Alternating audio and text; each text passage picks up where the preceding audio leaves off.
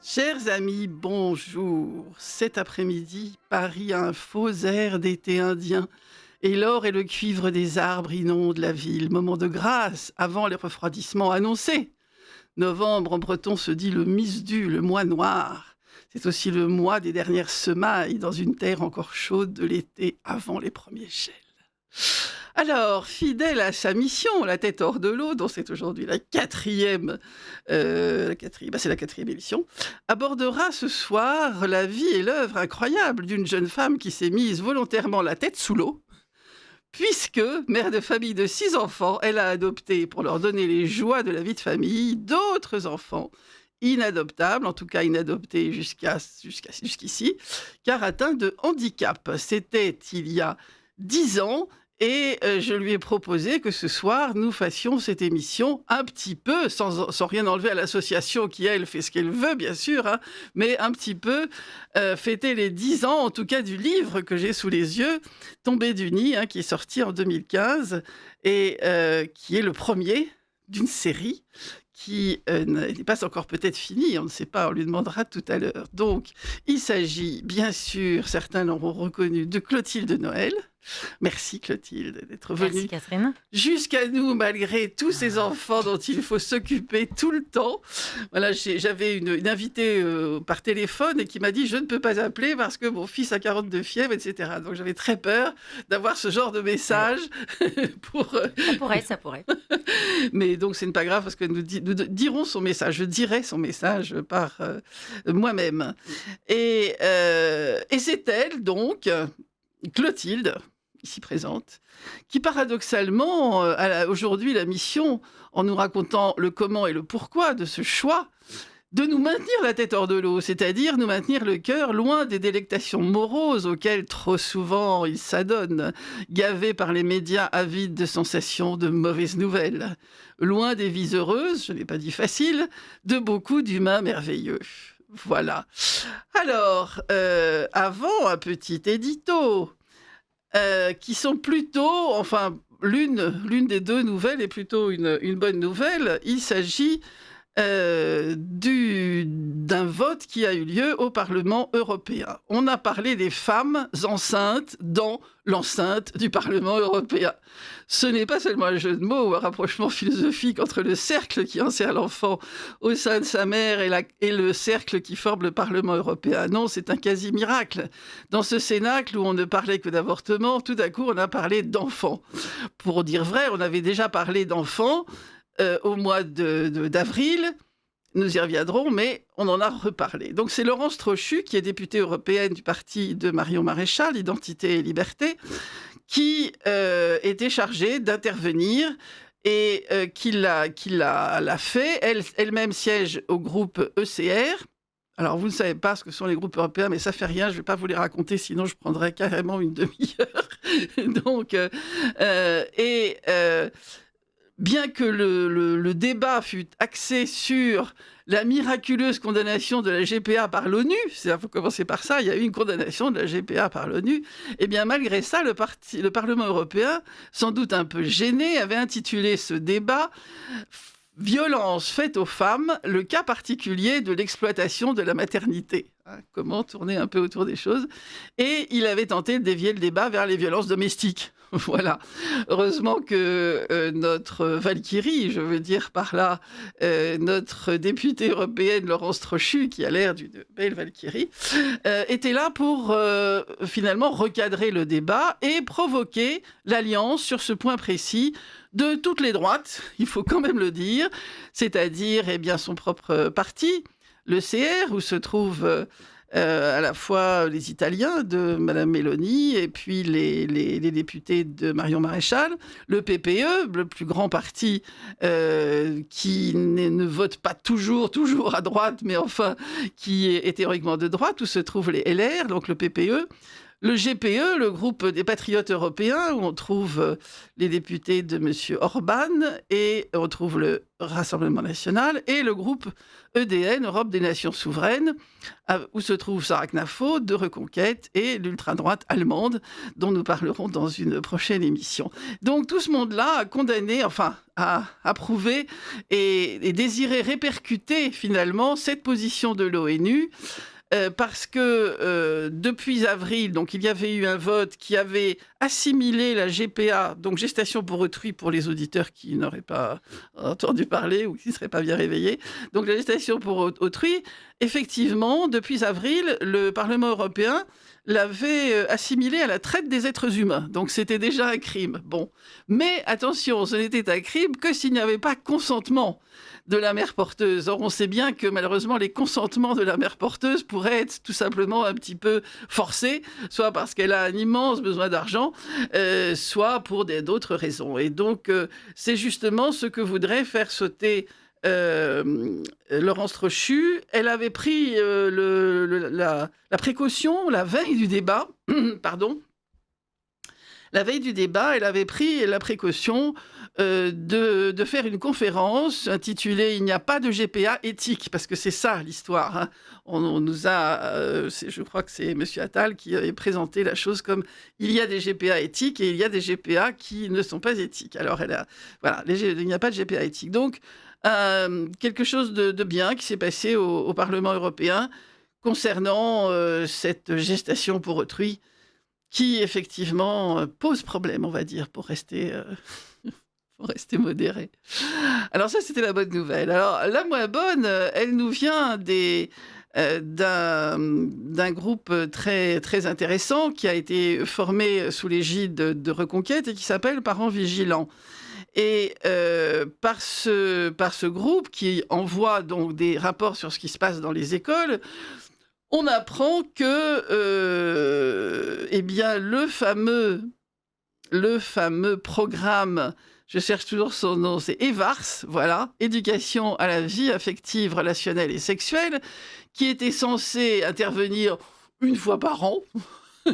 Eh bien, pas du tout dans certaines écoles, notamment une école de bord de mer, que je ne citerai pas d'ailleurs parce que je ne sais pas laquelle c'est, mais là, il se passe que, en fait, ces séances sont hebdomadaires, donc pas du tout annuelles, et que les parents qui ont protesté contre ces séances ont trouvé devant eux une directrice qui leur a expliqué que c'était un programme du même style que le programme des mathématiques ou le programme d'histoire ou le programme de français.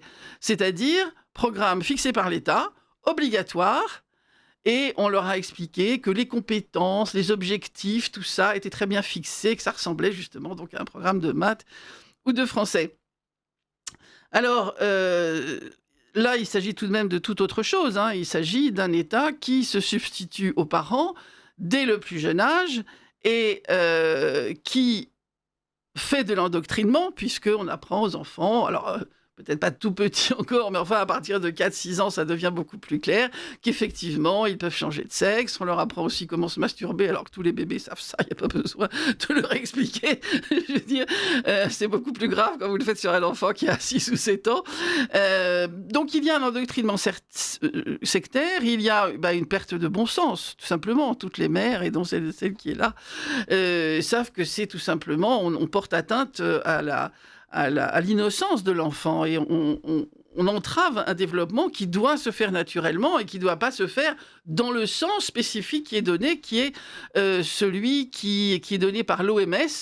Hein, on sait que l'OMS donc s'est appuyé, c'est une histoire étrange, puisque en 1948, donc il y a très longtemps, le rapport Kinsey américain donc sur les comportements sexuels produit un livre qui est paru beaucoup plus tard en France, je crois dans les années 70, et que j'avais lu puisque je commençais à faire un cours de sociologie politique, donc je me disais il faut que je regarde ce qui se passe du côté américain.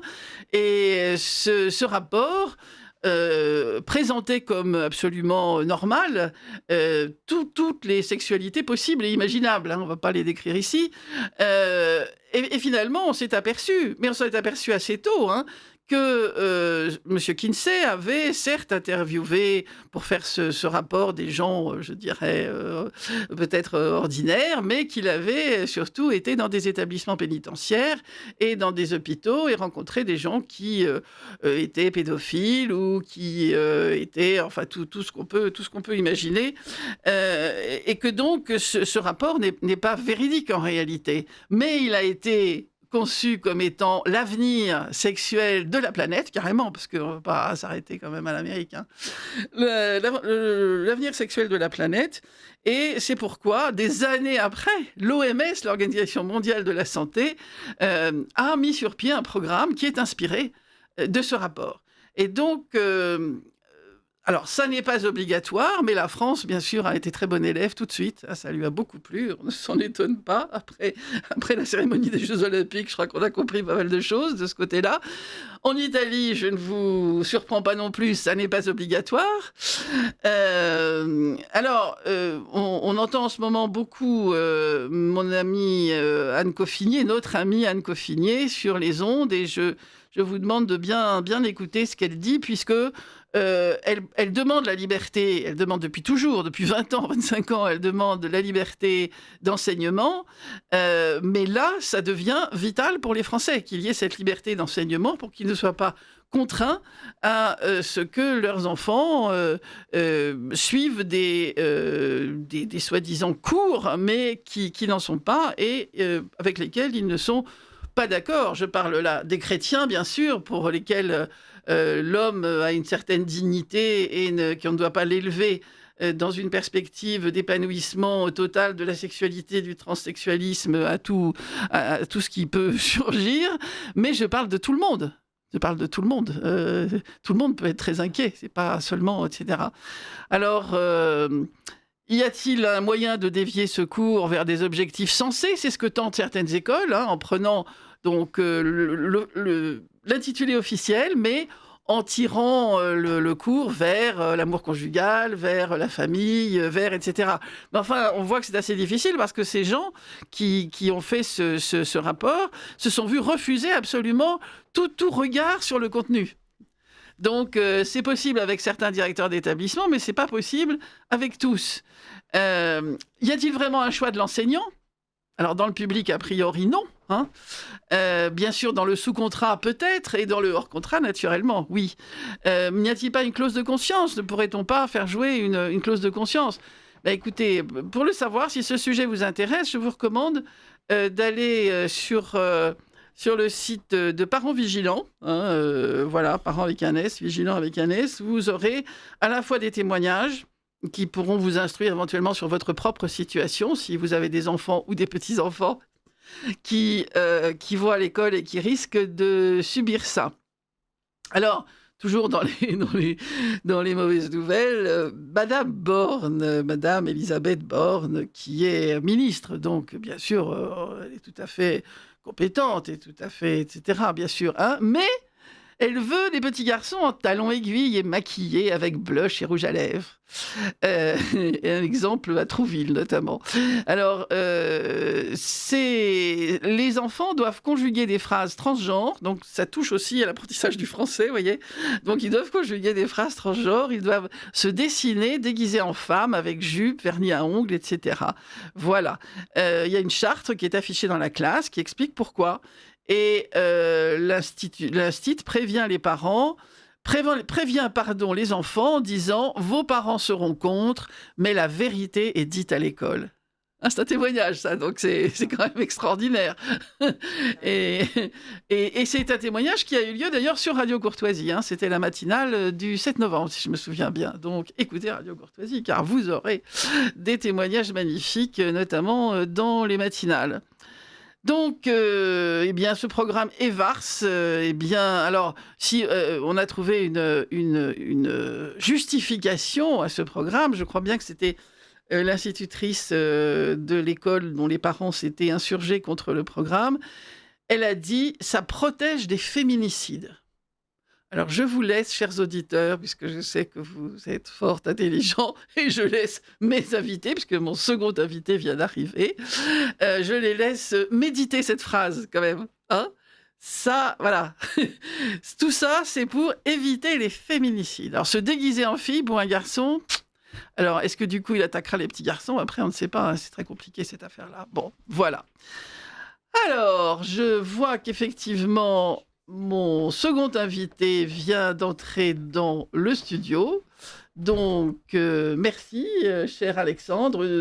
C'est pas obligatoire. Merci, cher Alexandre, d'être avec nous, d'être de nouveau avec nous, parce que ces dernières émissions, tu avais disparu, vous aviez disparu avec Yoko, vous aviez beaucoup, beaucoup de choses à faire. Et là, tu as un petit peu de temps à nouveau, donc c'est très gentil de revenir. Ah oui, je ne me rappelle pas, oui, nos dernières rencontres, c'était au printemps. Oui, au c'est printemps. Ça, d'accord. Oui. Bah oui, en effet, c'est vrai qu'on a quand même pas mal c'est l'été des festivals, des concerts, voilà, etc. Oui, on a eu quand même des concerts, donc en effet, oui, c'est vrai. Mais, donc Alexandre, je présente Alexandre du coup à ma première invitée, est compositeur, il est chef d'orchestre et il dirige aussi plus ou moins les activités culturelles vous avez fait une association maintenant. La Colline Saint-Serge. La Colline Saint-Serge, qui est donc un lieu où les orthodoxes viennent prier. Oui, c'est une église orthodoxe. C'est une église orthodoxe, mais c'est aussi, et Alexandre étant, tu es orthodoxe puisque tu es serbe. l'Europe de l'Est, le Serbe, et donc où les orthodoxes viennent prier, mais qui est un lieu tout à fait extraordinaire, qui a toute une histoire avec cette église qui est en haut d'une petite colline, etc. C'est très... On a quelques minutes pour dire quelques mots sur Saint-Serge. Tout à l'heure. D'accord, très bien, moi je vais le dire tout à l'heure. Tu auras ton temps. D'accord. Et donc, Yoko, qui est pianiste, est venue aussi très souvent dans cette émission. Et je suis allée à des concerts qui étaient faits par tous les deux, en fait, hein, même si c'est Yoko qui joue du piano. On parlera aussi donc des prochains concerts. Alors, je vais donc, si ça fonctionne, j'espère, vous lire le petit message que m'a envoyé Clémence qui devait intervenir en premier et qui, à la sortie de l'école, a dû reprendre son fils qui avait 42 fièvres et qui donc n'a pas pu être là, même par visio ou par téléphone, comme c'était prévu. Alors, j'espère simplement que je vais retrouver son message. Alors voilà, son message, je l'ai. Quelle merveille quand même la technique. Avant, on ne pouvait pas quand on était dans le studio. Alors, Clémence nous dit, alors ça parlera peut-être à certains auditeurs, l'idée c'est de montrer que la loi est de plus en plus terrifiante, et surtout les lois écologistes, hein, que c'est vraiment devenu extrêmement punitif et très très gênant de plus en plus pour les citoyens, que ce soit parce qu'ils ne peuvent pas avoir leur maison parce qu'elle a 3 mètres sous plafond et qu'elle ne peut pas être chauffée, que ce soit parce que, etc. Alors le DPS, on en parlera une autre fois, et mon ami et collègue Olivier Tournafont en parle souvent dans ses émissions, donc je ne veux pas marcher sur ses plates-bandes. Là, il s'agit d'autre chose qui est peut-être plus rare, mais qui est quand même pas inintéressant. Donc Clémence nous dit, mon mari a hérité par sa famille de plusieurs terrains soumis à la loi littorale, en bord de mer, sur la côte atlantique. Interdiction de construire, de planter une tente ou de camper. Possibilité soumise à autorisation et concertation avec des architectes du patrimoine de couper du bois, des architectes du patrimoine quand même, de couper du bois, d'installer des clôtures et de développer une activité économique. Par exemple, tout raser les bois et les prairies pour installer un parking ou une baraque à frites. Bon, ça se conçoit. Ça se conçoit. Si sur ces terrains, mais entre installer une baraque à frites et simplement planter une tente, c'est quand même pas la même chose. Oui. Voilà. Si ces terrains dont il est propriétaire, si nous cueillons une fleur ou une plante protégée, eh bien, nous sommes passibles de 150 000 € d'amende. Bon, c'est ça qui m'a vraiment interloqué, parce que qu'on dise que c'est interdit et qu'on donne des amendes qui correspondent à peu près, je dirais, au standing du français moyen, ça va, mais là, c'est pas du tout. On ne connaît pas toutes les fleurs protégées, c'est assez compliqué. Hein. En plus, c'est compliqué, exactement. On peut penser que c'est une mauvaise herbe, mais en fait, c'est une herbe protégée. On peut penser que c'est une mauvaise herbe, mais en fait, c'est une herbe protégée. Donc, en fait, exactement. Alors, si nous les vendions en plus sur un marché local, nous serions passibles carrément d'une peine de prison. Écoutez, ça fait rire à la fin. C'est vrai que les prisons ne sont pas assez pleines. Vous savez, moi, quand j'ai lu ça, j'ai pensé à Utopie de Thomas More, où il critique donc le régime anglais de son époque, donc du XVIe siècle, et où il dit c'est un régime terrifiant où le vol d'un pomme est plus puni que je ne sais plus ce qu'il avait pris comme exemple. Ben, on est sur sur ce truc-là. Alors par ailleurs, si nos terrains, et ça vaut pour tout domaine ou jardin en France, si sur nos terrains, il y a certaines plantes considérées comme envahissantes et exotiques et de fait interdites, ce qui relève d'un souci légitime de préserver la flore locale, le montant de l'amende s'élève aussi à 150 000 € et 3 ans d'emprisonnement, ce qui peut paraître un peu excessif. Soit que la plante, que l'État a besoin d'argent, en fait. Donc soit que la plante s'y trouve déjà, soit qu'on la plante par ignorance de l'interdiction. Non mais c'est fou. Là, moi, je vais faire mes plantations. Il va falloir que je demande aux marchands. Alors, qu'est-ce que c'est que cette plante ? Est-ce que par hasard, elle serait pas invasive ? Elle serait pas exotique ? Voilà. Donc, c'était ce que voulait nous raconter Clémence, et je pense que ça peut faire écho à des préoccupations des Français aujourd'hui. Je pense qu'on est dans un délire écolo punitif qui n'est pas normal, je dirais. Alors, ma chère Clotilde, donc, dans une période où la société est assez négatrice de toute transcendance, dans une société où on a fait de l'avortement un principe constitutionnel, car elle est plus disposée à se débarrasser, comme les Spartiates du haut des rochers, des bébés handicapés, que de les inclure dans la société. Et bien, dans cette période, Clotilde, aidée de son mari Nicolas, auquel il faut rendre hommage, parce que il fallait qu'il participe, c'était évidemment, s'est lancée dans une aventure tournée, je dirais au contraire, vers le ciel. Carrément, on peut le dire. C'est vous qui le dites. Hein. Oui, je le dis parce que j'ai lu les livres aussi. et que de toute façon, mère de 6 enfants, quand on décide d'adopter des enfants, donc 6 enfants en bonne santé, quand on décide d'adopter des enfants qui, eux, ne sont pas en bonne santé, ou pire, qui ont un handicap très invalidant, ou alors qui simplement ont un syndrome de trisomie 21, je pense que parce qu'ils ne connaissent pas le bonheur d'une famille et qu'on a envie de leur donner ce bonheur, je pense qu'on est effectivement ailleurs, on est un peu dans le ciel, quoi, parce que je suis sûre que les premiers auxquels vous avez dit ça ont dû vous dire mais tu es complètement folle, qu'est-ce que tu te rends pas compte, c'est pas ce que c'est qu'un enfant handicapé au jour le jour et tout, non ? C'est vrai qu'on a eu des réactions très diverses qui ont été très clivantes aussi pour la suite. Hein. Ça a quand même rebattu énormément les cartes de nos amis, de la famille. Souvent, en effet, ce qui nous a quand même pas mal étonnés, c'est que quand on va vers quelque chose ou qu'on construit quelque chose, en France, ou peut-être c'est notre civilisation ou ailleurs, il faudrait qu'on connaisse avant de le faire. Mais quand on a un premier enfant, on ne connaît pas. Quand on épouse quelqu'un, on ne connaît pas. Et je pense que la connaissance vient aussi dans l'apprentissage du quotidien. Donc, on nous a souvent dit, évidemment, qu'on était dans de l'angélisme, qu'on ne savait pas ce que c'était qu'un enfant handicapé. Nous a sorti des statistiques, évidemment, terrifiantes sur le couple. Ah, ça, c'est terrible, les statistiques dans ces cas-là. Les statistiques, mais on oublie aussi qu'il y a beaucoup de couples qui se séparent et ils n'ont pas d'enfant handicapé. L'enfant handicapé a aussi bon dos d'absorber, je pense, des statistiques qui arrangent, parce qu'il y a beaucoup de souffrance aussi sans enfant handicapé. Hein. Bien sûr. Et voilà, on a entendu quand même ça. Il est important quand même d'entendre les idées, on va dire plutôt les projections et les peurs des gens. Et heureusement qu'on ne les a pas trop entendues, parce qu'on n'aurait jamais été sur ce chemin qui est vraiment aujourd'hui et encore, et déjà hier, un chemin qui nous a évidemment... qui est incroyable. Et je reviens sur ce que vous disiez, Catherine, c'est que vous voyez l'histoire dans le sens d'avoir souhaité intégrer des enfants et leur donner une famille. Mais nous, en fait, on est dans une posture tout à fait autre. On a souhaité aimer et c'était un désir qu'on avait en nous. Et je pense que c'est là que toute l'histoire, en fait, fonctionne. C'est qu'on n'a jamais voulu faire un projet humanitaire ou volontariste. On a, en premier lieu, je crois, peut-être même presque égoïstement, eu envie, en fait, d'aller vers ces enfants.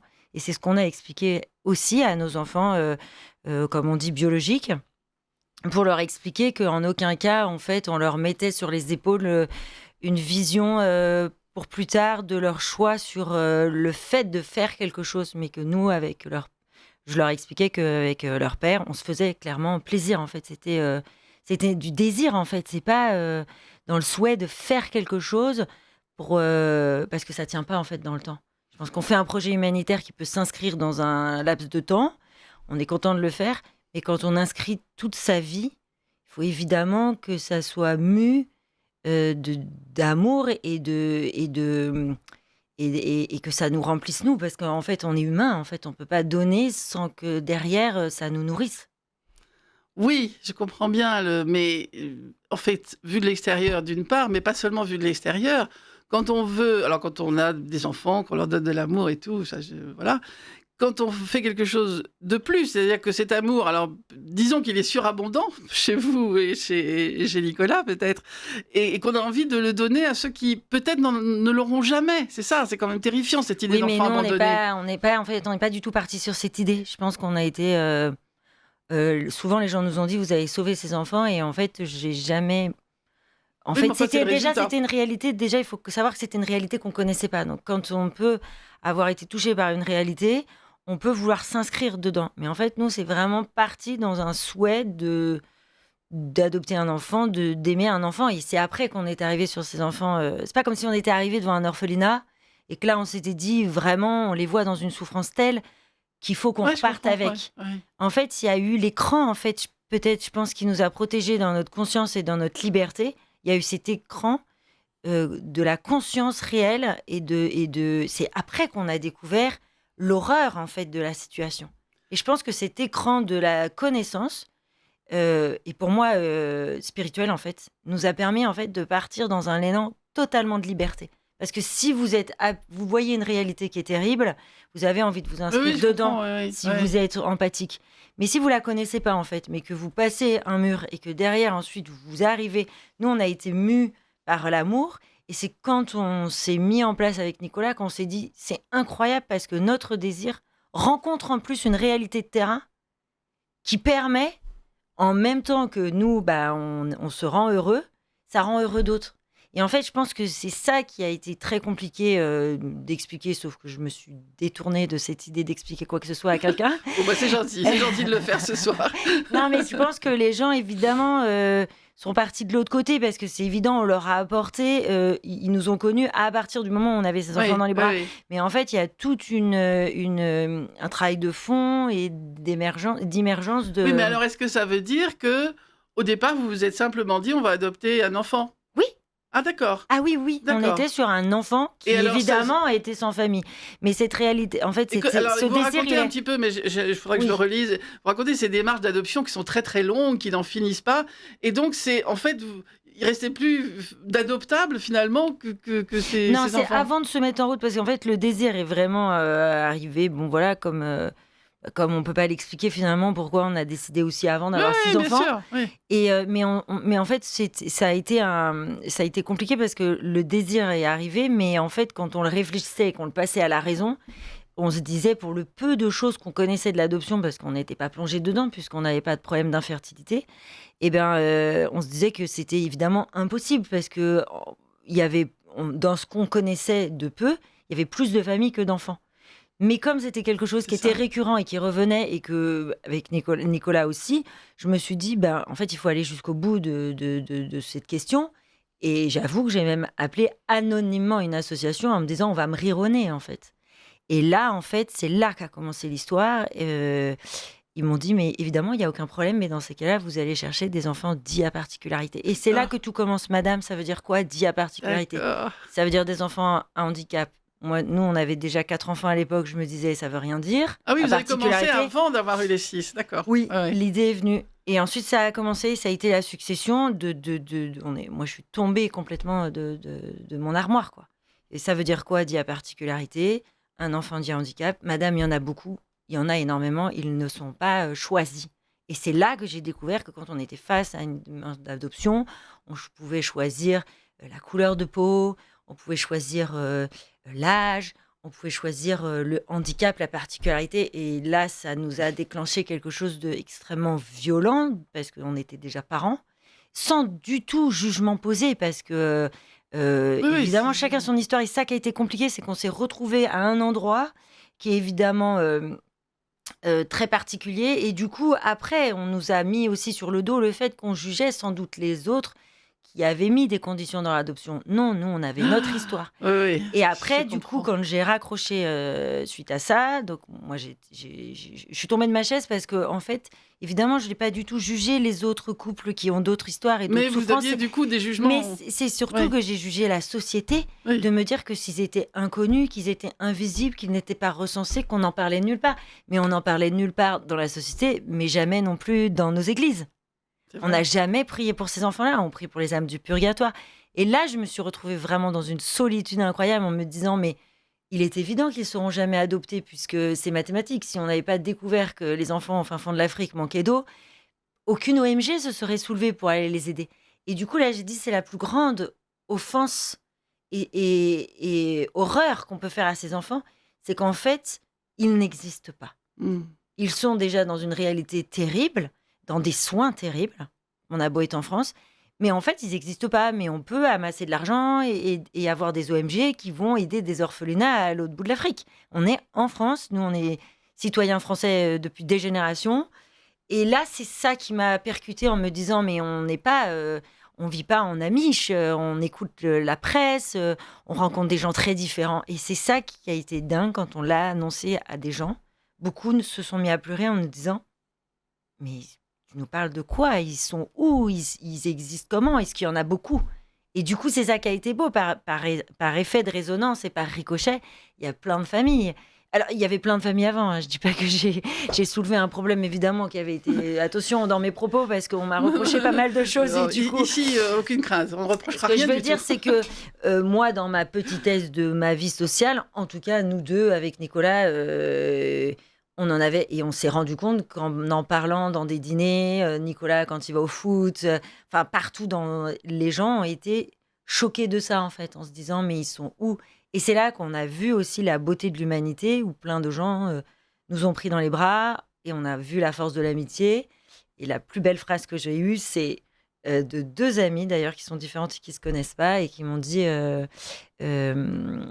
t'es mon amie la plus folle que je connaisse, alors que c'est des gens qui ont touché les lignes de façon complètement différente.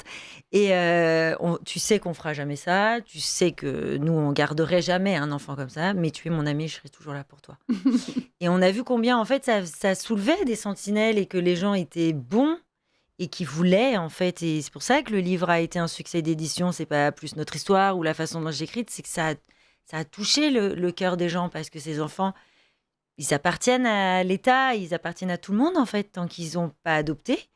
Et on s'est rendu compte qu'il y avait beaucoup de gens, de par l'association, de par les écrits que j'ai faits, qui ont été dans une reliance vraiment humaine, au-delà des questions éthiques, religieuses. Et c'est ça qui a été beau en fait. Alors, ces enfants, s'ils ne sont pas adoptés, qu'est-ce qui leur arrive? Ils sont à la DAS toute leur vie ou qu'est-ce qui se passe? Alors, en plus, nous, on est sur des enfants dits avec des particularités, comme ils disent, des handicaps. Donc, ben, en fait, les circuits sont différents. En fait, l'État est pris à son propre piège, puisque la politique est évidente et maintenant, il s'en cache plus, puisqu'ils appellent ça de l'eugénisme protecteur.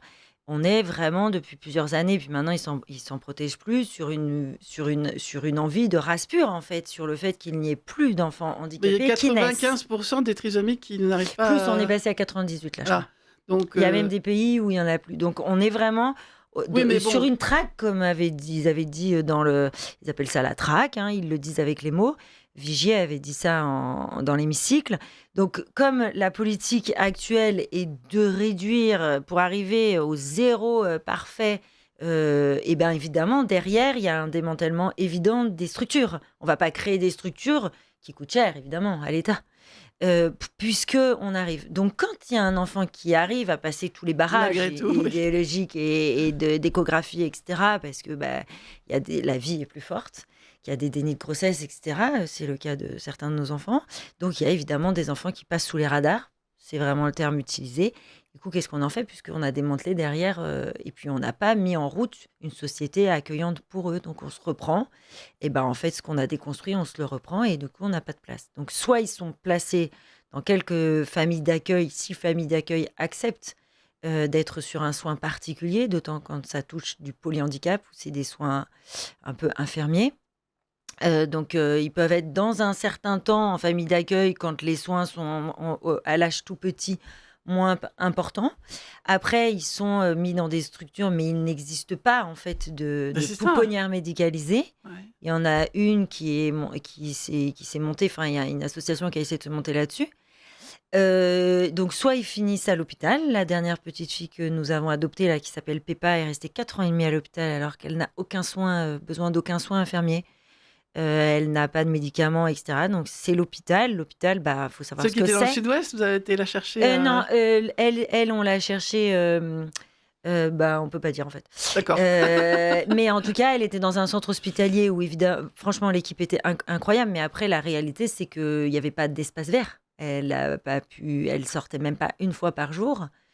Elle était quand même triste et elle avait, voilà, c'était au niveau soins, elle avait ce qu'elle voulait. Après, il y en a, ils partent à l'asile, c'est pas leur place.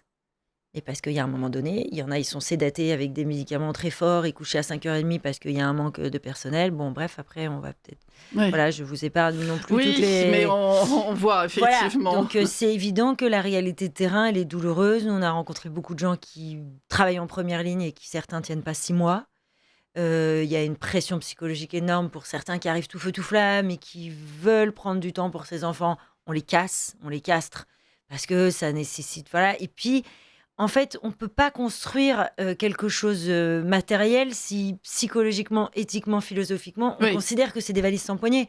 Donc, en fait, il faudrait déjà repréciser à quel point ils sont merveilleux, qu'ils ont raison d'être.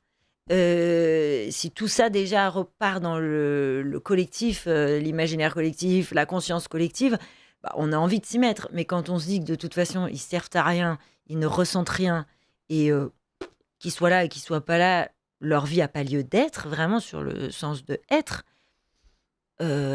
C'est un peu, c'est la logique, c'est violent, mais c'est la logique directe de les mettre dans des chambres devant la télé. Oui. Alors, dans ce premier livre, donc, vous racontez l'arrivée de Marie, qui a 7 mois, qui est magnifique, hein, on la voit en photo sur le livre, mais qui est donc atteinte de trisomie 21. Et là, pour le coup, est-ce que vous avez eu un choix et vous étiez au courant des efforts qui sont faits par le professeur Lejeune, etc., pour soigner les trisomiques, et donc vous avez eu envie de ça, ou bien c'était le pur hasard? En fait, ça n'a pas été le pire hasard ni notre souhait, c'est qu'on a été obligés. En fait, nous, notre idée première, c'était d'être sans condition. Et c'est là que ça a été la plus grande violence, c'est du coup, on a transformé notre désir en quelque chose de orgueilleux et de présomptueux. Et qu'on et qu'on se prenait pour qui, en fait, de n'avoir aucune condition. On vous a reproché de ne pas avoir de En désir fait, précis. nos souhaits. Il aurait fallu que vous disiez il faut que ce soit une fille, qu'elle ait Oui. les yeux bleus et que. Ils nous ont essayé de nous coincer aussi sur la couleur de peau, pensant que, une fois qu'ils avaient fait un peu le tour de notre famille, qu'on était catholiques, pensant évidemment que les catholiques étaient évidemment toujours avoir l'étiquette raciste, comme nous étions sur toute origine et toute couleur de peau. Ils nous l'ont reproché. Et ils se sont pris dans leur propre piège. Vous rentriez pas dans le schéma, Donc, quoi. en fait, pour la première adoption, en fait, on a compris, puisque c'était eux qui nous donnaient l'agrément, que déjà, ça allait être compliqué de l'avoir. Et que si on les rassurait pas un peu dans leur propre peur, en fait, c'était leur propre peur, eh bien, et ça a été très douloureux pour nous. On a été obligés de se cantonner, on va dire, à notre amour. C'est ce que j'ai dit au psychiatre, parce que nous, on a été envoyés de psychiatre en Oui, psychiatre. c'est ça en plus. Oui. J'ai dit, est-ce que finalement, un jour, on va être enfermé parce que aimer à l'infini en France est interdit par la loi et que du coup, ça sous-entend des névroses telles qu'il faut m'enfermer. Et du coup, ils nous ont imposé d'être sur un enfant soit trisomique, soit, attendez bien, hein, parce que alors, ça a été un peu la blague du livre, parce qu'après, il vaut mieux passer par l'humour, sinon on devient fou. Ou un handicap sensoriel unique. C'est-à-dire qu'il ne pouvait pas être sourd ou aveugle. Ah oui, Donc ça a oui, été oui. un petit peu la blague où du coup, mon mari a dit, du coup, s'il est sourd, aveugle, parce qu'elle a dit, vous êtes bien gentil de vouloir un enfant d'une autre couleur, mais peut-être que lui ne sera pas content d'avoir des parents blancs. Donc on lui a dit sans Pas faux, doute, ça. sans doute, mais peut-être qu'il sera quand même content d'avoir des parents. Et après, Nicolas avec beaucoup d'humour, lui a fait comprendre que d'un côté, s'il était sourd, muet, et ben en fait, et qu'il était noir, et ben du coup, il verrait pas que ses parents sont blancs. Et elle a pas compris. Elle a dit oui, ce que c'était vrai. En tout cas, voilà, un handicap sensoriel unique, ce qui est assez rare. C'était une trisomie qui ne devait pas avoir de cardiopathie. Or, c'est très rare. Donc, on s'est dit, bon, ils nous mettent dans une telle condition. C'est fou, ça. Ils nous mettent sur une telle condition que quelque part, notre agrément, est-ce qu'il sera vraiment Au réalisable lieu de sur vous le terrain? remercier et de vous donner un enfant, non, on vous fait passer par... Et pour notre deuxième adoption qui a été très très compliquée, on a eu un refus, donc on a été lancé dans un autre département avec d'autres travailleurs sociaux et d'autres psychiatres, et là on a eu la chance. Ils étaient très étonnés qu'on soit sur des enfants trisomiques, donc moi j'ai dit qu'on n'avait pas du tout ce souhait, enfin on n'avait pas d'appétence particulière en fait sur la trisomie. Et là, ils ont dit, mais nous, on est OK. Et on a eu la chance du coup d'accueillir après Marie-Garance, qui a un très lourd polyhandicap, donc c'est encore autre chose.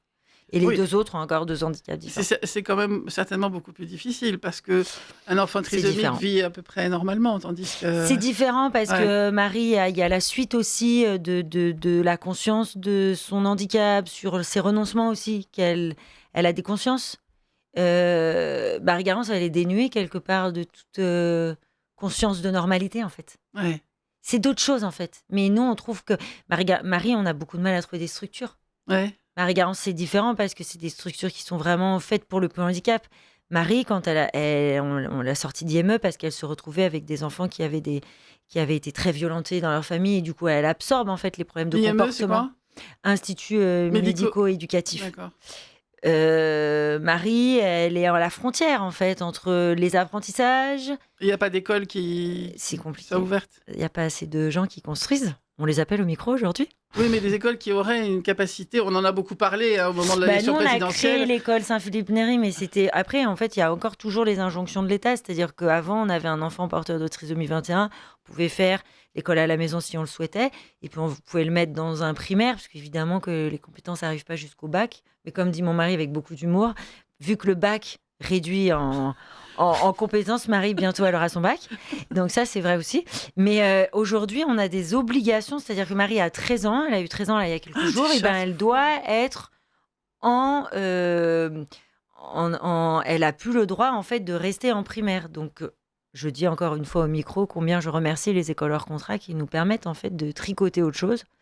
Et de mettre des choses. Marie a rien à faire en fait dans un collège où elle va être bousculée, malmenée. Ces enfants qui sont énormément la proie oui, forcément. D'harcèlement, etc. Il y a une différence, oui. Donc en fait, on a aussi envie qu'elle apprenne, qu'elle soit dans le monde, mais on a envie, comme tout enfant, qu'elle soit protégée. Et elle a besoin d'être protégée plus que plus. Et cette école, une très jolie petite elle est où fille. cette école Saint-Philippe-Néry ? Alors, notre école Saint-Philippe-Néry, on l'a créée à Vernouillet, mais elle était jusqu'au CM2. Marie est sortie depuis un moment, elle a fait l'école Lamazou. Et maintenant, elle a la très belle école de Saint-Jean-Paul II au Bon Conseil dans le 6e. Ah oui ? Ouais. 7e, je crois. 7e, exactement. C'est la limite. Et en fait, c'est un primaire. Mais Marie, en fait, elle a encore beaucoup à apprendre en CM2, CE1, CP. Enfin, elle peut encore passer pas mal d'années. C'est précieux de dire ça, parce qu'il y a sûrement des gens qui sont encore...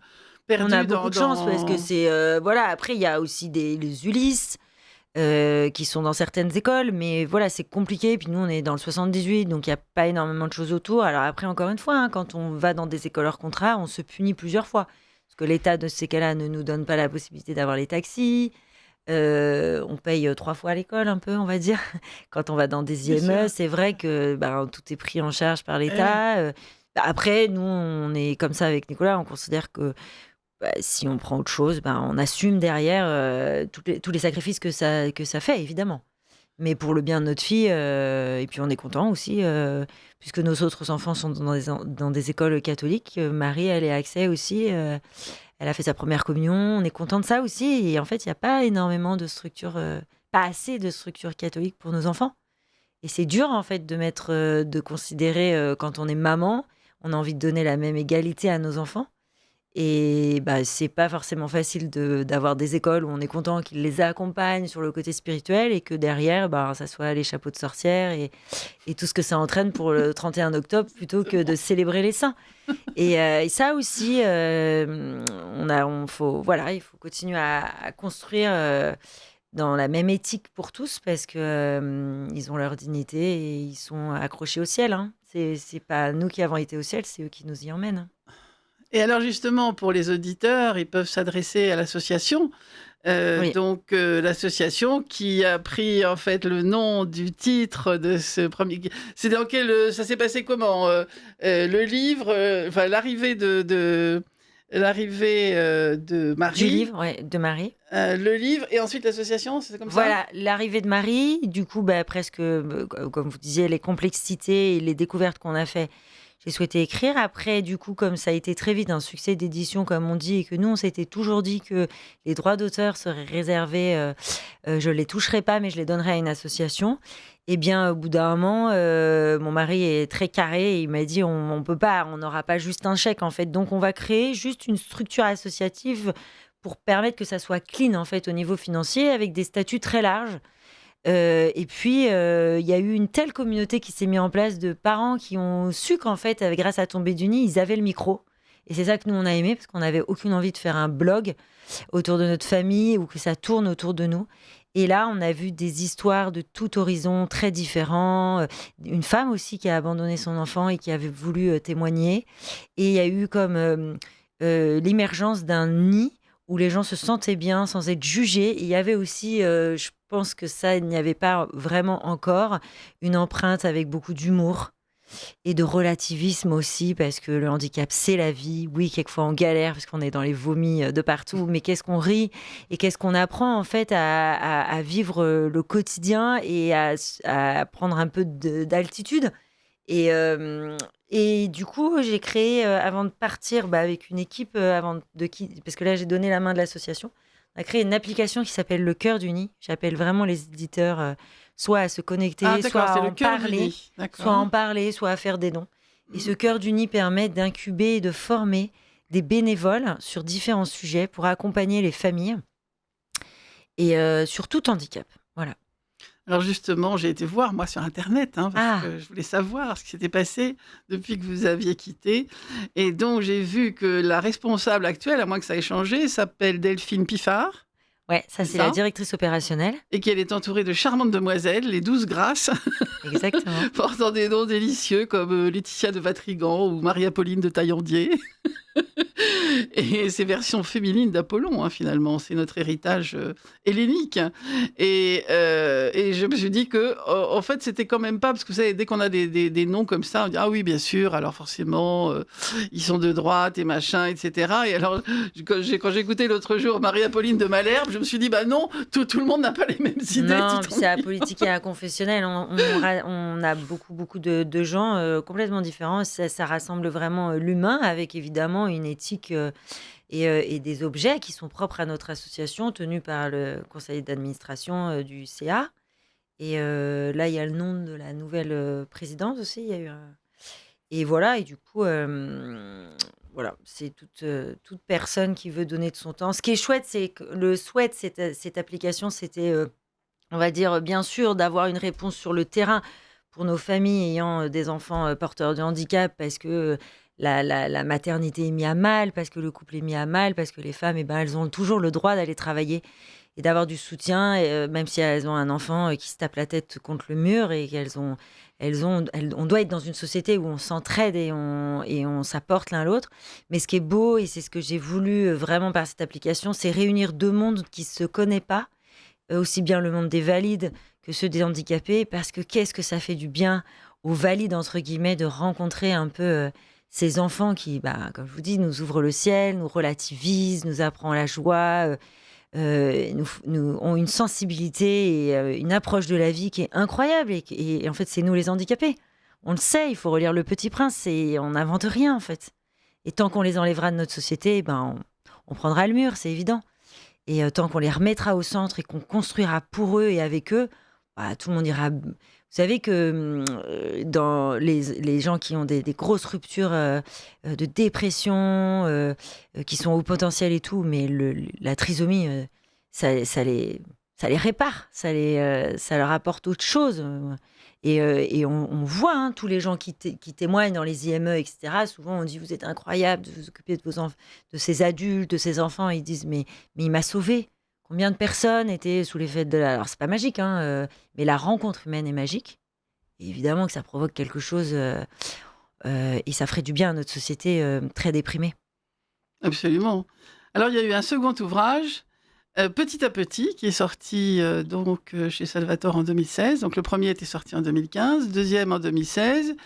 Et moi, je me souviens d'avoir lu d'un seul trait le suivant qui s'appelle Risquer l'infini. Ah, Et je me souviens que j'étais totalement émue. Alors, je ne saurais plus aujourd'hui vous dire par exactement quel passage, mais c'était extrêmement émouvant. Je crois que c'est le passage où le papa va voir Marie Garance au milieu de la nuit. Il y a un passage comme ça qui est absolument extraordinaire. ouais, parce que c'est vrai que Marie Garance, ils nous apprennent aussi l'horizon, la capacité à s'arrêter.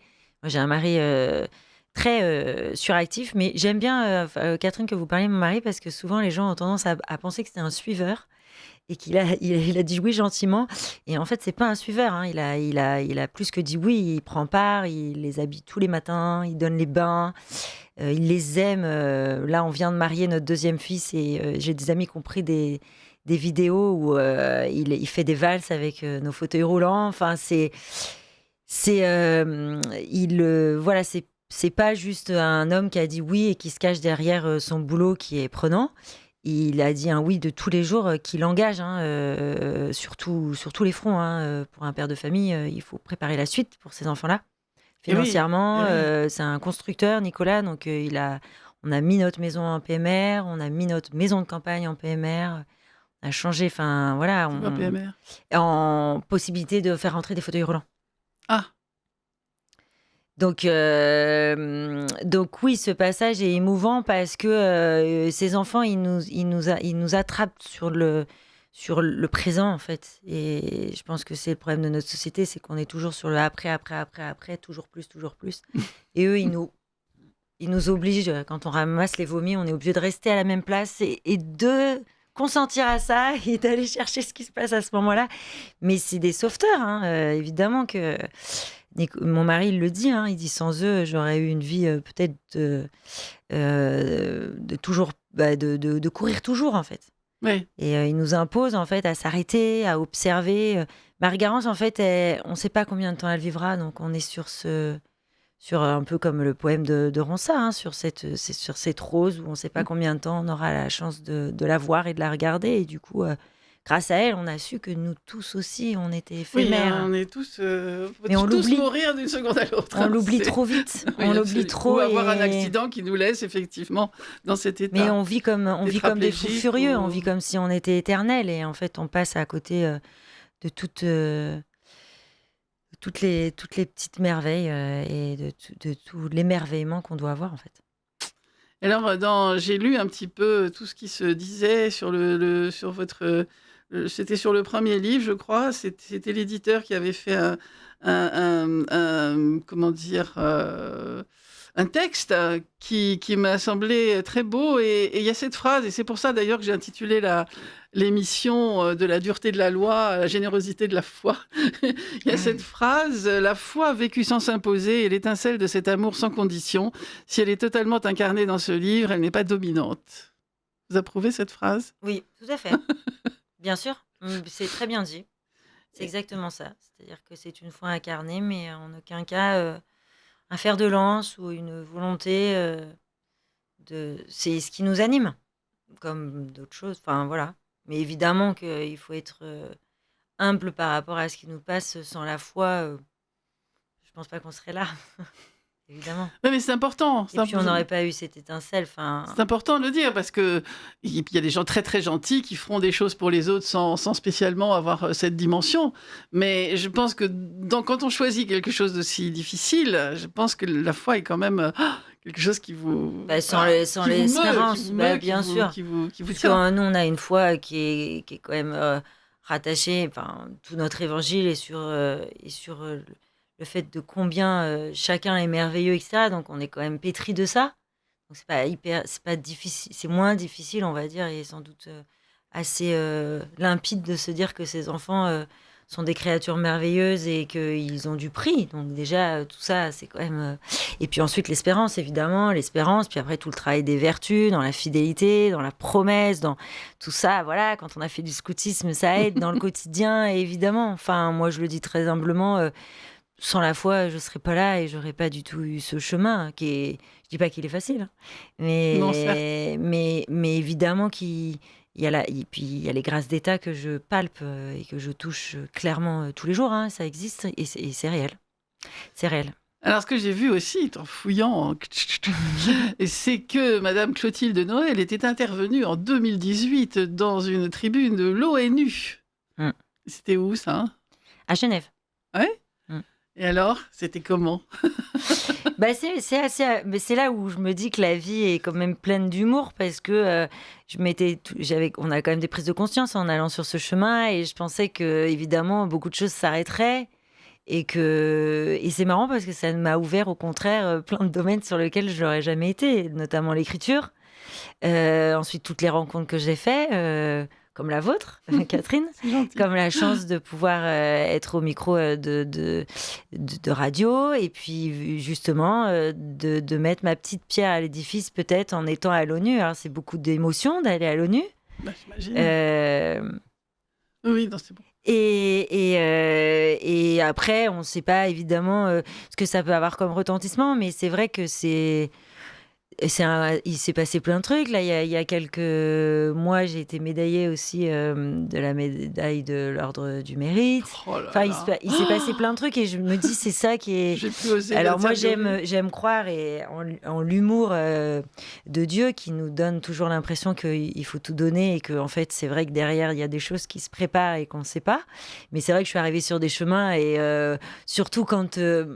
pour la petite anecdote, moi en français, j'étais quand même vraiment... J'espère tellement que ma prof de français qui s'est arraché tous les cheveux avec moi, qui me mettait des appréciations vraiment très douloureuses comme il est temps de... Certains se reposent sur des lauriers qu'ils n'ont même pas. Vous imaginez, c'était un petit peu violent pour montrer à quel point je travaillais pas et à quel point en plus j'avais aucune assise derrière. Et d'avoir été une fois invitée dans une émission littéraire. Voilà, tout ça, on l'a pris avec humour, évidemment, et pas par orgueil. Mais voilà, la vie nous emmène à des endroits où on ne pensait pas et il faut se laisser guider. Alors, on va écouter un petit bobino, justement, à propos de la radio. En 2025, Radio Courtoisie fête ses 38 ans. Pour célébrer ce bel événement, rejoignez-nous à la messe d'Action de Grâce à l'occasion de cet anniversaire et aux pots amicales qui auront lieu le samedi 22 novembre en l'église Sainte-Eugène-Sainte-Cécile, 4 rue du Conservatoire, Paris 9e. Pour participer au pot, inscrivez-vous en ligne sur notre site internet anniversaire.rc.fr ou par courriel à secrétariat@rc.fr ou encore par téléphone au 01 46 51 00 85. Donc, nous reprenons cette émission qui est consacrée, en tout cas pour cette première partie, à l'aventure, on peut dire ça finalement, hein, une aventure extraordinaire de Clotilde et Nicolas. Le conte de Noël, quelquefois les gens disent ça. Clotilde et Nicolas Noël, d'ailleurs, voilà, les bien nommés. Et oui, donc on parlait de la dimension internationale, et j'ai vu aussi, alors je ne sais pas si c'est toujours d'actualité, que vous étiez porte-parole de la France pour le mouvement mondial Stop Discriminating Down, Down désignant le syndrome de trisomie 21. Non, c'est plus d'actualité. Pareil, D'accord. ça a été. J'ai eu une tribune en fait à Genève et une tribune aussi à l'ONU pour essayer avec nos tout petits moyens, d'apporter des témoignages et d'éviter, en fait, comme je le disais, cette montée en puissance de l'eugénisme, comme ils appellent ça, un eugénisme protecteur. J'ai eu des élus au téléphone qui m'expliquaient que c'était pour protéger les femmes, d'avoir une vie douloureuse avec un enfant handicapé. Il faut dire, ma chère Clotilde... On peut voir les choses comme on veut. Ma chère Clotilde, il faut dire que vous ne pouvez pas forcer les gens. Non. Mais entre le fait de vous forcer... attendez un enfant et si vous pensez que ça va être un enfer pour lui et pour vous, bon, moi je ne suis pas évidemment pour l'avortement, mais Que dire? Non, mais en aucun cas, il est question de forcer. Mais dans tous les cas, il est la question quand même d'avoir les trois choix, en fait, Oui, qui c'est ne vrai. sont jamais proposés. Et C'est en vrai, fait, c'est c'est vrai. des choix qui ne sont plus des choix, puisque ce sont des C'est vrai. obligations. Mais en aucun cas, évidemment, de toute façon, je me mettrai à la place d'aucune femme ou quoi que ce soit. Je dis juste que il peut y avoir aussi la possibilité de le garder et d'être accueilli dans son histoire singulière par une société. C'est plutôt à ce niveau-là. Parce qu'on n'est pas très accueilli quand on veut faire autre chose que la société impose. C'est plutôt ça. Exactement. Moi, Exactement. Cher Alexandre, avez-vous des questions à poser à notre invité avant de nous parler de musique? Ah oui, d'ailleurs, il y avait une chanson. Oh, mais oui, pour fêter les 10 ans de la création de cette association, il y avait une chanson, on avait prévu une chanson de Sylvie Vartan qui s'appelait comment déjà? Irrésistiblement. Irrésistiblement, et on n'a pas pu la trouver pour la mettre ce soir, mais nous aurons peut-être un peu de musique avec Alexandre tout à l'heure, qui a peut-être trouvé quelque chose qui a un rapport avec cette joie dont nous venons de parler, mon cher Alexandre. Alors, du coup, oui, merci beaucoup Clotilde, parce que je suis vraiment impressionné parce que tout ce que vous racontez, c'est vrai que c'est tellement différent. C'est tellement différent de ce que l'on voit autour de nous que je vous vois comme une extraterrestre. En effet, peut-être. Ouais, non, elle n'est pas encore au ciel, elle est là. En effet, peut-être du ciel. Moi, je en ne pense effet. pas que ça soit si différent. Alors, c'est une histoire qui est différente, mais qui s'incube et qui se relie à sans doute vous, ce que vous faites dans la musique. Enfin, ça fait résonance à beaucoup d'autres façons de vivre avec des contextes différents. Mais en fait, ça va dans une reliance de vouloir vivre ce qu'on a à vivre, d'être heureux, de laisser voilà, toutes ces questions un peu philosophiques, de liberté aussi. Mais c'est justement ça, oui, que je trouve extraordinaire et tellement différent de la société. C'est, de vous parler de la liberté. Vous avez prononcé plusieurs fois le mot liberté. On vit dans une société où il y en a de moins en moins. Et puis vous parlez aussi de l'amour. Qui est également un terme qui n'est jamais utilisé dans le contexte dont vous parlez, quoi. Donc c'est ça qui m'impressionne. Je pensais même pas que ça pouvait exister. Donc voilà. Oui, alors j'ai eu Catherine m'avait parlé de vous et de votre présence ici. Et du coup, en effet, juste tout à l'heure, avant de venir. Elle m'avait parlé, est-ce que ça rappelle quelque chose dans l'histoire de la musique? Donc du coup, en effet, je cherchais très rapidement dans ma tête et en fait, la seule personne à qui je pensais, et ça tombe bien puisque j'avais prévu sa musique, c'était Jean-Sébastien Bach. Parce que Jean-Sébastien Bach a eu 20 enfants. Ah. Voilà. Jean-Sébastien Bach a eu 20 enfants. Avec la même femme, je crois, en plus. Non, avec deux femmes. Zut. Donc, j'ai perdu. Avec deux femmes, ça reste beaucoup. Hein. Sa première femme, je crois qu'elle s'appelait Marie-Barbara, qui était une cousine très éloignée ou quelque chose comme ça. Ils ont eu plusieurs enfants, je ne sais pas, peut-être 6 ou 7 enfants, quelque chose comme ça. Et puis, elle est décédée. Oui. Et d'ailleurs, on se rend compte, en fait, de la terrible réalité de ce que vivaient les gens à cette époque-là, parce qu'elle est décédée pendant que Bach était absent. Il était parti dans un de ces fameux voyages qu'il faisait musicaux, je ne sais plus auprès de qui, pour faire quoi, des concerts ou estimer un orgue, parce qu'il était spécialiste des orgues. Et en fait, quand il est revenu, sa femme était déjà enterrée. En fait, voilà. Donc, c'est vrai que on se rend compte de ce que c'était donc, il n'y avait même pas possibilité d'avoir des nouvelles, de lui dire adieu, ni rien du tout, simplement, ni de la voir, même sur son lit de mort. Non, simplement, elle était déjà enterrée. Donc, c'est terrible. Et donc, c'est là où il s'est remarié avec la fameuse Anna Magdalena. Tout le monde connaît le petit cahier d'Anna Magdalena là-bas, quoi. Et donc, il lui a donné, je ne sais pas, 13 ou 14 enfants. Et je pensais à Bach, par rapport aux enfants, sur 2 sujets.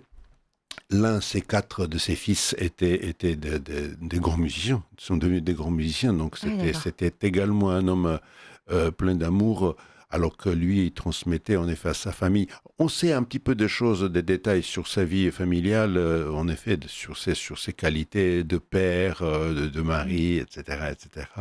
Il a dû rater quelques accouchements quand même.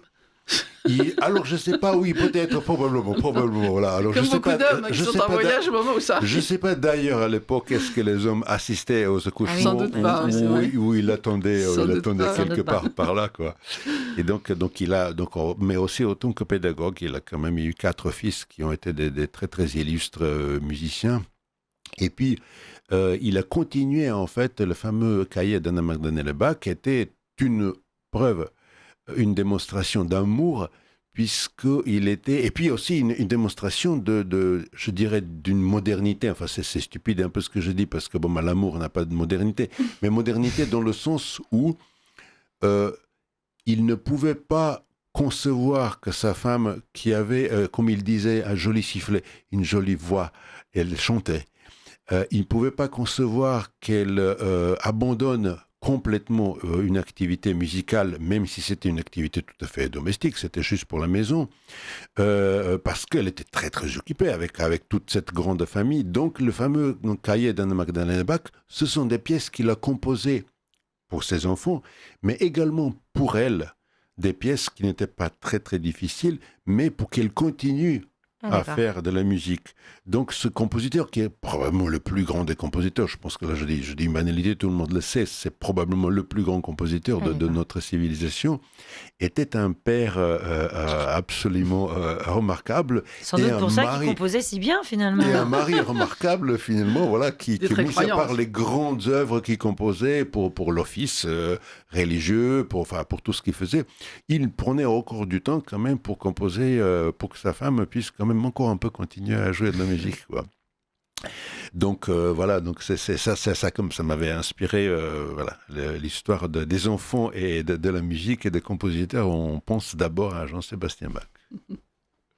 Et alors, nous as-tu trouvé une petite musique à la place de Sylvie Vartan que nous regrettons? Alors, du coup, écoutez, oui, 2-3 mots sur Saint-Serge, oui, parce que je vais vous apprendre une nouvelle pour Catherine qui a un peu suivi ce qui se passe avec Saint-Serge.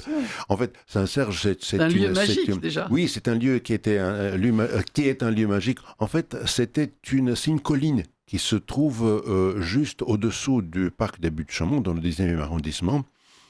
Et vers le milieu du 19e siècle, un pasteur allemand, parce que de ce quartier de Paris vivait une communauté allemande, des gens très modestes, très pauvres.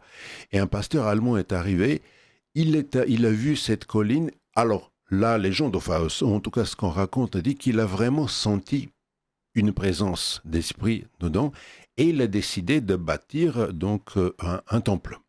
Donc il a bâti un temple qu'il a animé pendant très très longtemps, et donc en 1914, ce lieu a été réquisitionné par l'État français comme dommage de guerre contre l'Allemagne, et il était resté à l'abandon pendant 10 ans.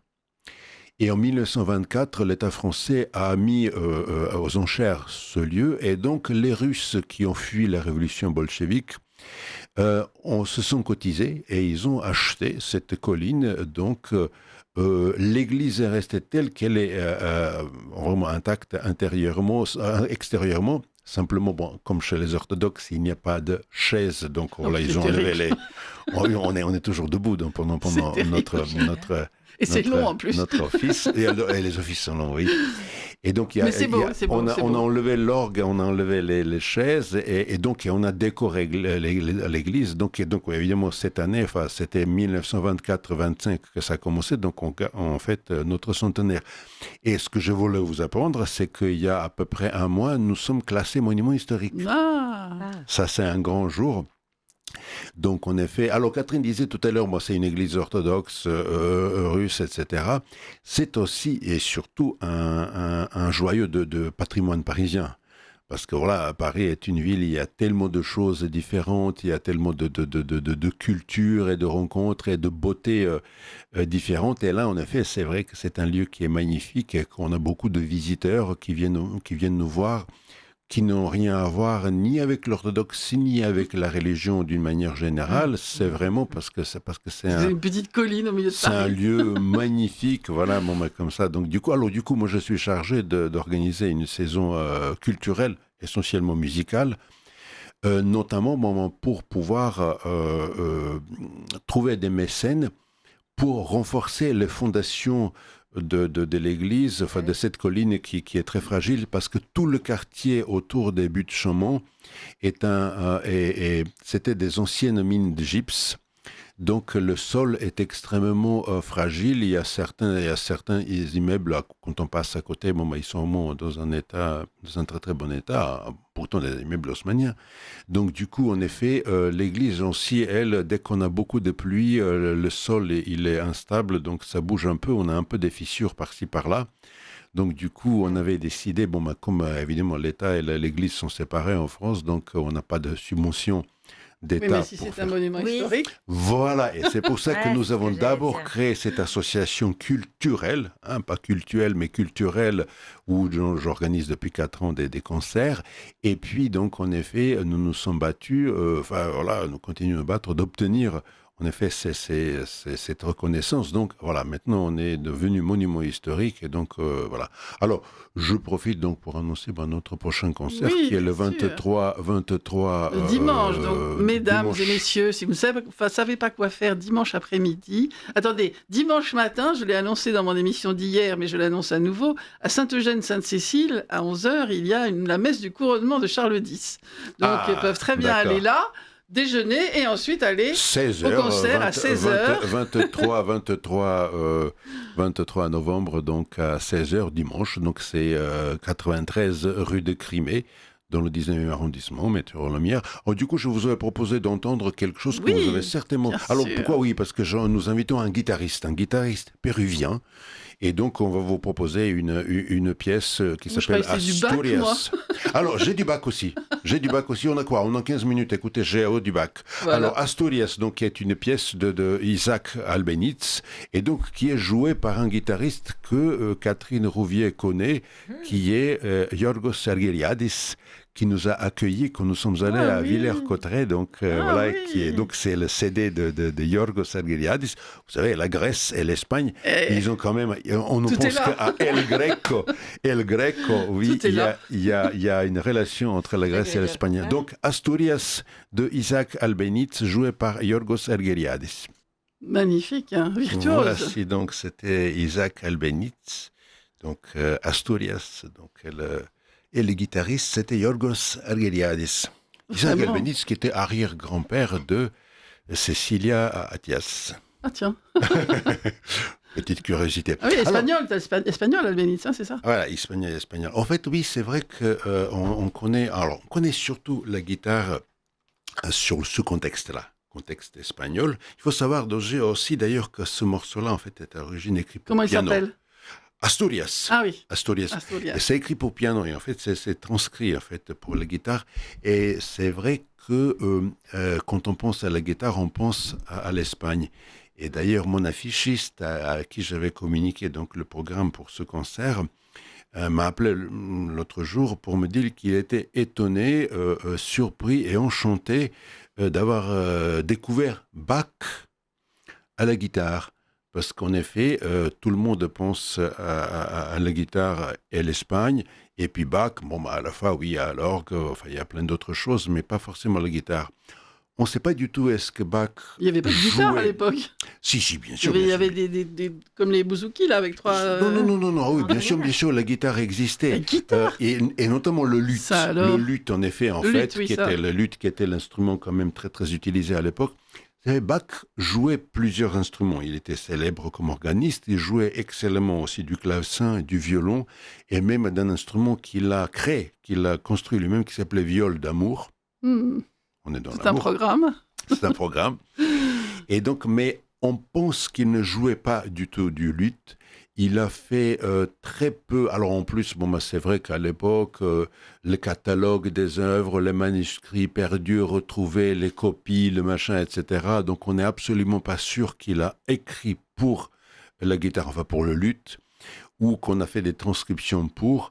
Mais en tout cas, là, on va pouvoir entendre l'extrait d'une suite, la suite en do mineur de Bach, donc on va entendre le prélude de cette suite, et vous allez voir, en effet, c'est vraiment très, très différent. C'est-à-dire, on reconnaît, on est à la fois étonné d'entendre la musique de Bach sur cet instrument, mais en même temps, vous allez voir la différence de sonorité. C'est une très très belle œuvre que nous venons d'entendre, mais on va entendre cet amour que Bach porte dans sa musique, et on reconnaît tout de suite sa musique dans cette chose indicible qu'il n'y a que lui qui sait le faire. Voilà, donc c'était le prélude de la suite en do mineur de Bach, que vous allez pouvoir entendre, cette œuvre-là, et puis beaucoup d'autres œuvres aussi, donc dimanche 23 novembre à 16h à la colline Saint-Serge, par le guitariste José Quiroz, qui est un guitariste péruvien qui donne donc son récital. Et donc il y aura évidemment des musiques hispaniques, puisqu'elles sont inséparables de la guitare, mais aussi de Jean-Sébastien Bach. Donc de 16h à quelle heure ? Voilà, donc c'est de 16h à 17h15 environ, oui, c'est un concert durant environ 1h et quart. Voilà, une promenade d'après-midi, en fait. Voilà, oui, écoutez, par ce temps d'automne maussade, se réunir autour plutôt que autour d'un feu de cheminée, on va se réunir autour d'un feu de musique, parce que la guitare, c'est un instrument très intimiste, et il faut être tout prêt pour l'entendre bien et recevoir toute sa chaleur, ses vibrations, comme sur cet enregistrement. Mais alors, mon cher Alexandre, je ne peux pas croire qu'il y avait un seul instrument, là. Oui, justement, c'est ce qu'on était en train de se dire avec Yoko, que tu avais évoqué tout à l'heure, qui est une pianiste, mais qui n'a pas forcément beaucoup écouté la guitare. Et tout à l'heure, et pourtant c'est une musicienne professionnelle. Ou alors est-ce que, je sais pas, pourtant c'est une musicienne professionnelle, et tout à l'heure on était en train d'écouter les morceaux pour choisir ensemble ce qu'on va faire entendre ici. Il me dit, mais c'est pas possible de se dire qu'il y a un seul musicien qui joue ça. C'est vrai que c'est la guitare, et c'est vraiment un univers. Alors, les guitares, c'est vraiment un univers. À la limite, j'aurais cru du clavecin, déjà, pour commencer. Voilà, oui. Puis voilà, il y a des effets. On avait entendu tout à l'heure un effet assez particulier, comme pizzicato sur le morceau de Albéniz. Et là, on voit bien cette sonorité, cette générosité, douceur du son. Et on a l'impression qu'il y a plusieurs instruments. En effet, oui. En fait, c'est juste une guitare avec 6 cordes, comme n'importe quelle guitare classique. Bon, merci mon cher Alexandre. Cette émission touche à sa fin, mais je voudrais te remercier beaucoup d'être revenu, car tu nous manquais dans cette émission qui a changé d'horaire, qui a changé de nom, mais qui est toujours dirigée par moi-même. Et donc, je suis absolument enchantée que tu reviennes.